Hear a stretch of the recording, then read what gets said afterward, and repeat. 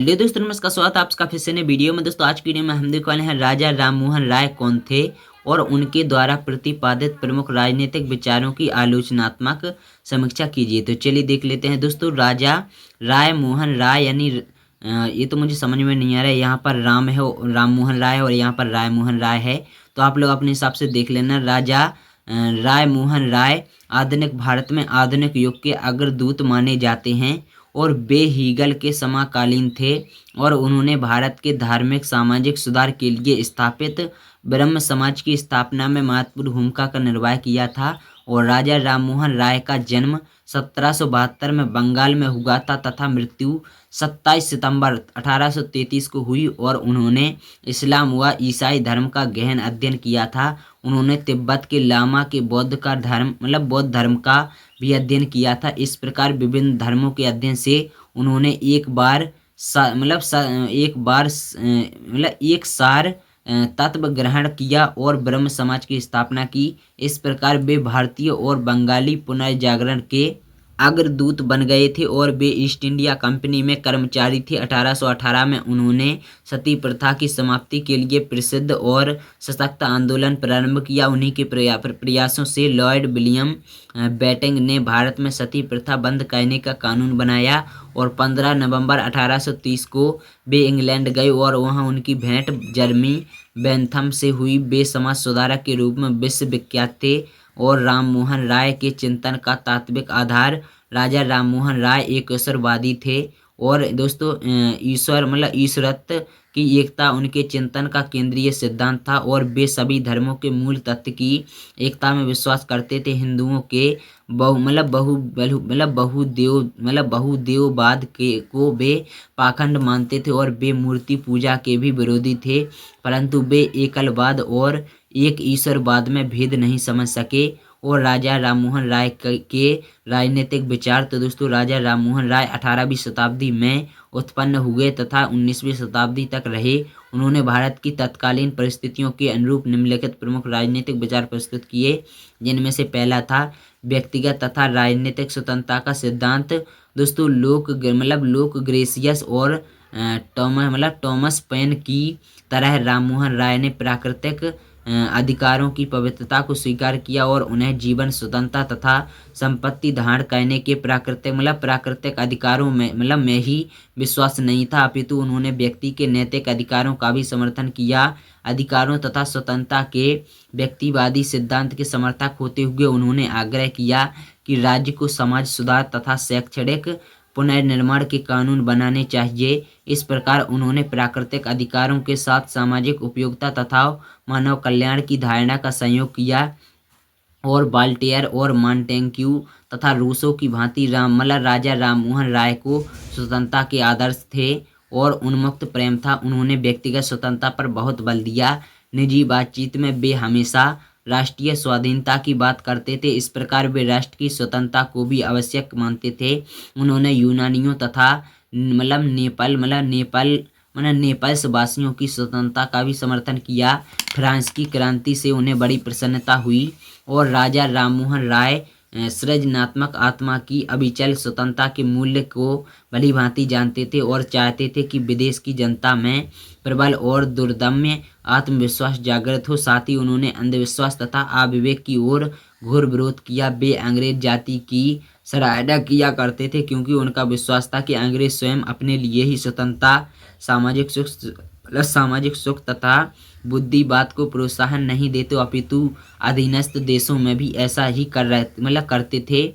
भारतीय स्वतंत्रता को राजा राममोहन राय के योगदान का मूल्यांकन करते हुए विपिन चंद्रपाल लिखते हैं कि राजा राममोहन पहले व्यक्ति थे जिन्होंने भारत को राजनीतिक स्वतंत्रता का संदेश दिया, जिस स्वतंत्रता को वे खो बैठे थे। इस बात से उन्हें गहरा दुख हुआ और उनके लिए यह दुख सहन करना कठिन था और कि एक विदेशी जाति उनके देश पर आधिपत्य स्थापित कर शासन करे।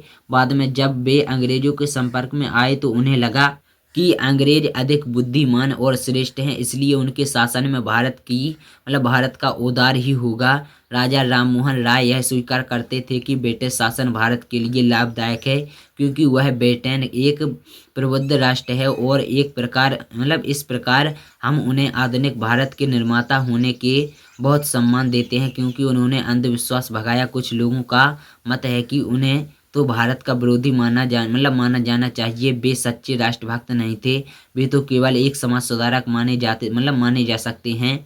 और प्रेस की स्वतंत्रता, तो दोस्तों राजा राम मोहन राय प्रेस की स्वतंत्रता के भी समर्थक थे। और भारत की न्यायिक व्यवस्था, दोस्तों वे भारत में न्यायिक सुधार के भी पक्षधर थे। वे भारत में न्यायालयों में सुधार, देश के न्यायालयों का यूरोप लोगों का तक क्षेत्र अधिकार का विस्तार, सती प्रथा, कार्यकारी तथा न्यायिक पदों के पृथक्करण में विधि का संहिताकरण, विधि निर्माण में जनता के परामर्शों के समर्थक थे। और भारत में यूरोपियनों के बसने का प्रश्न, तो दोस्तों 1832 में उनसे ब्रिटिश संसद ने इस संबंध में राय मांगी थी कि इसके संबंध में राय का मत था कि शिक्षित औपनिवेशिकवादियों को तथा यूरोपियनों को भारत में स्थायी रूप से बसने के लिए प्रोत्साहित किया जाना चाहिए। इसके बाद है स्त्री उत्तराधिकार। तो दोस्तों राजा राम मोहन राय हिंदू स्त्रियों को उत्तराधिकार देने के पक्षधर थे और वे नर नारी समानता के समर्थक थे। इसके बाद निष्कर्ष, तो दोस्तों वास्तव में राजा राम मोहन राय एक समाज सुधारक और धर्म सुधारक थे और उन्होंने कहीं कहीं संबंधित विषयों पर राजनीतिक विचार भी प्रस्तुत किए, परंतु वे ब्रिटिश जाति और सरकार के भक्त थे। वास्तव में उनका मूल्य भारतीय राजनीतिक सामाजिक चिंतन के इतिहास में केवल इतना है कि वे महान मानवतावाद तथा सार्वभौम विश्व धर्म के प्रवर्तक थे और वे विश्व नागरिकता के प्रतिपादक तथा भ्रातृत्व तथा स्वतंत्रता के समर्थक थे। उन्होंने पहले धर्मों की आपस में तुलना की और फिर वे सार्वभौम मानव धर्म के समर्थक बन गए। वे समस्त मानव जाति को एक परिवार मानते थे। वास्तव में वे एक ऐसी आत्मा थे जिसमें अपने को दूसरे की भलाई करने के लिए समर्पित कर रखा था और उनके हृदय में मनुष्य चाहे किसी देश धर्म का हो और संसार के सभी धर्मों के लिए अगाध प्रेम था। वे निर्भीक, सच्चे और ईमानदार व्यक्ति थे। वे सच्चे अर्थों के समाज सुधारक थे। वे स्त्रियों के अधिकारों के कट्टर समर्थक थे। वे विश्व के किसी भी भाग की अच्छी बात ग्रहण करने में कोई बुराई नहीं मानते थे। वे समन्वयवादी थे और उनकी तुलना यूरोपीय विद्वानों ने बेंथम और भारतीय संतों ने नानक कबीर जैसी से की जा सकती है। वे महाराजा रणजीत सिंह के समकालीन थे, परंतु रणजीत सिंह कट्टरवादी तथा पुरातनवादी थे। वे राजा राम मोहन राय ने अपने युग के गंभीरतम नैतिक और आध्यात्मिक तत्वों की भलीभांति समझा और उन्होंने तत्कालीन पूर्वी भारत में फैली अज्ञान, अंधविश्वास तथा सामाजिक सांस्कृतिक गिरावट को समझा, पहचाना और इसके विरुद्ध संघर्ष किया। और उन्होंने एकेश्वरवाद तथा समाज सुधार के समन्वय के द्वारा भारत में अधिक गहरी एकता स्थापित करने पर बल दिया। और यद्यपि परंपरावादी तथा राष्ट्रवादी क्षेत्रों में उनकी कटु भर्त्सना की गई, किंतु इस कारण उन्हें आधुनिक भारत का निर्माता न मानना एक भूल होगी। वे भारतीय सभ्यता यानी वर्तमान के विकास की एक महत्वपूर्ण कड़ी थे। उनका मूल्यांकन करते हुए डॉक्टर बीपी वर्मा ने ठीक ही लिखा है कि राजा राम मोहन राय की प्रतिभा बहुमुखी थी। वे सार्वभौमिकता के संदेश वाहक, स्वतंत्रता के सभी पक्षों के अग्र तथा उत्साही समर्थक और प्रेस की स्वतंत्रता तथा रैयत के अधिकारों के लिए राजनीतिक आंदोलनकर्ता थे। अतः वे भारत के आधुनिक राजनीतिक चिंतन के विकास के नेता थे। वे तुलनात्मक धर्म के प्रकांड पंडित और बंगला गद्य साहित्य तथा बंगला पत्रकारिता के संस्थापक थे। दोस्तों डॉक्टर N.K. श्रीवास्तव ने उन्हें भारत के बेंथम ठीक ही लिखा है। वे अपने समय के अनुकूल थे और 18वीं शताब्दी में इससे अच्छा राजनीतिक चिंतक हो भी नहीं सकता था। तो चलिए दोस्तों अभी हम लोग वीडियो को एंड कर देते हैं। और यहाँ पर आपका जो शुरू में डाउट था कि राजा राम राय मोहन राय पढ़ना है, तो इसको राजा राम मोहन राय ही पढ़ना है। यहाँ पर जो है छपने में थोड़ी जो है गलती हो गई है, तो उसे हम जो है सुधार देते हैं, माँ कर देते हैं या की जगह। तो अब हम लोगों को राजा राम मोहन राय पढ़ना है। तो दोस्तों ये था वीडियो। अगर आप लोगों को वीडियो पसंद है लाइक शेयर करना, चैनल को सब्सक्राइब जरूर कर लेना।